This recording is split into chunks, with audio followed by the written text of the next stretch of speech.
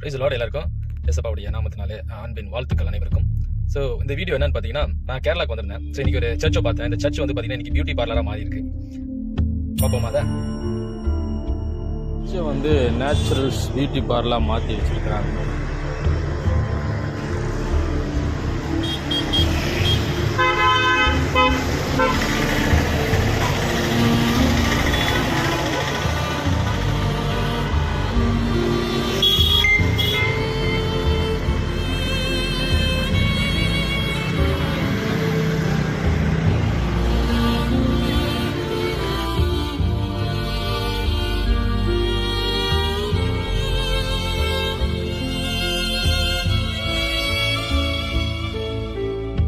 என்ன செய்ய முடியும்?